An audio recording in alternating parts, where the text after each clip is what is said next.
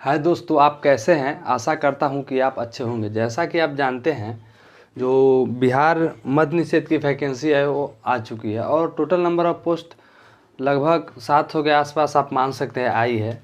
तो आज हम उसके बारे में फुल डिटेल्स बताएंगे, जैसा कि उसका जो सिलेबस होता है वो किस प्रकार होता है, ये एग्ज़ाम है वो कब तक होने वाली है, और इसका जो रिटन एग्ज़ाम होता है उसका सिलेबस क्या होता है, और उसके बाद आपके बाद रिटर्न हो जाएगा तो आपका जो फिजिकल होगा उसमें क्या क्या होगा, और फिजिकल के लिए जो आपको मार्क्स दिए जाते हैं वो कुछ किस प्रकार दिए जाते हैं वो आज बात कर लेंगे।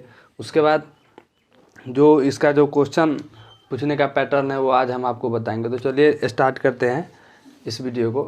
तो जैसा कि आप जानते हैं, जो बिहार मद्य निषेध अर्थात बिहार प्रोहिबिशन कांस्टेबल की जो 2022 की वैकेंसी है वो आ चुकी है। टोटल नंबर ऑफ़ पोस्ट है जो कुछ अच्छी खासी है, जो 689 है। उसके बाद अब हम जान लेते हैं जो ये फॉर्म है ये कब से कब तक अप्लाई किया जाएगा। तो इसका लिए जो ऑनलाइन एप्लीकेशन है वो आज यानी 14 नवंबर से स्टार्ट हो जाएगी, और इसका जो लास्ट डेट है 14 दिसंबर 2022 तक रहेगी, और इसकी एग्ज़ाम होने की जो संभावना है फरवरी या मार्च में भी हो सकती है। पॉसिबिलिटी है हो जानी चाहिए, क्योंकि बिहार की जो भी एग्ज़ाम होती है वो नोटिफिकेशन आने के बाद आपको 2 से 3 महीने में कंडक्ट हो जाती है। उसके बाद इसका जो एप्लीकेशन फ़ी है वो जनरल EWS BC और EBC को 675 रुपया लगेगा ऑफ बिहार। उसके बाद जो अदर स्टेट से आते हैं, जैसे बिहार का जो पड़ोसी राज्य हो गया, जैसे झारखंड, यूपी, वेस्ट बंगाल ETC जो स्टेट है, वहाँ के भी आदमी, चाहे दिल्ली कहीं के भी आदमी, इसमें ऑल ओवर इंडिया के जो भरेंगे उनको भी जनरल की तरह ही सेम फीस लगेगी 675 रुपया। और उसके बाद SC ST के जो भी कैंडिडेट है बिहार के उनको 180 रुपया लगेगा। ऑल कैटेगरी फीमेल जो बिहार के हैं, चाहे ABC हो, OBC हो, जनरल हो, SC ST, उनको 180 रुपया लगेगा। उसके बाद एज की बात कर लेते हैं। जो इसमें एज है, इसमें आपको मिनिमम एज 18 साल रखा गया है और मैक्सिमम एज 25 साल जनरलों के लिए रखा गया है। उसके बाद OBC के लिए 27 वर्ष, SC एवं ST के लिए 30 वर्ष रखी गई है। उसके बाद आपके पास आ जाता है एजुकेशन क्वालिफिकेशन क्या होनी चाहिए इस फॉर्म को फिलअप करने के लिए।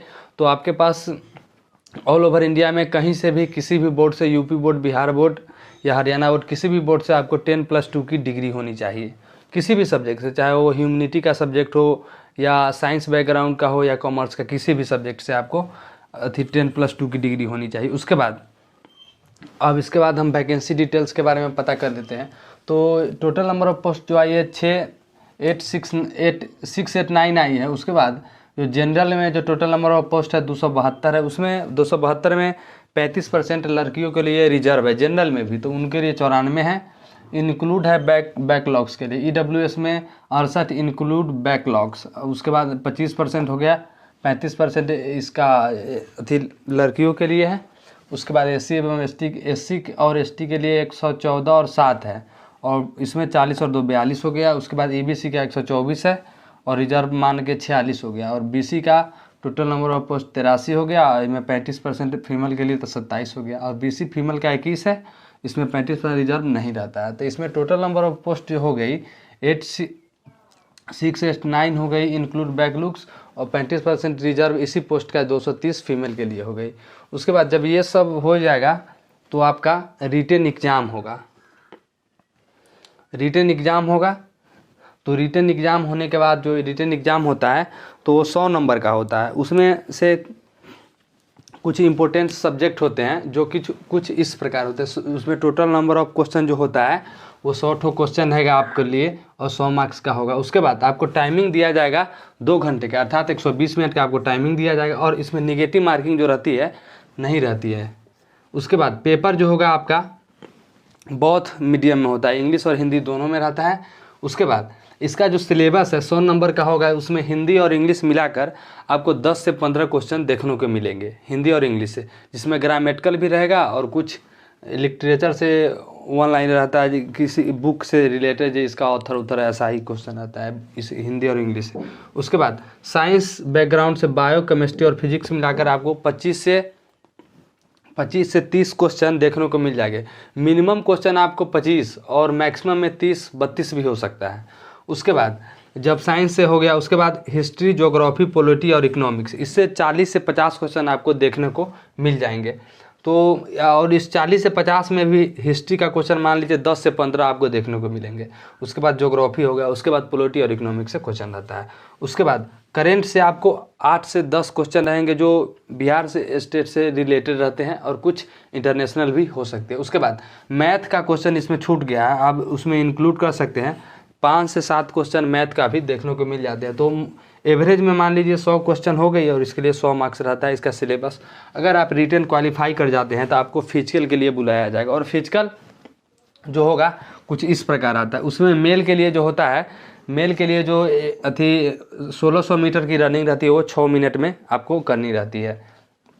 6 मिनट से अगर आपको ज़्यादा लगा तो नॉन क्वालिफाई कर दिया जाएगा। उसके बाद हाई जंप में मेल के लिए 4 फीट कूदना रहता है। उसके बाद हाइट जो हो गया अनरिजर्व बीसी के लिए 165 सेंटीमीटर होनी चाहिए, ईबीसी का 160 और एससी एसटी का भी 160 होनी चाहिए। उसके बाद चेस्ट जो होता है अनरिजर्व बीसी और ईबीसी का जो एक्सपेंड अर्थात फुलाकर आपको बिन फुलाए 81 सेंटीमीटर और फुलाकर 86 cm होनी चाहिए। एससी एवं एसटी के लिए एसटी एवं एसटी के लिए 79 होनी चाहिए और फुलाकर 84 होनी चाहिए। और गोला फेंक जो होता है वो ऐसा पिटवा लोहा का रहता है, गोला रहता है गेंद की तरह, थोड़ा उससे बड़ा होता है, वो 16 पाउंड का होता है, आपको 16 फीट फेंकना रहेगा।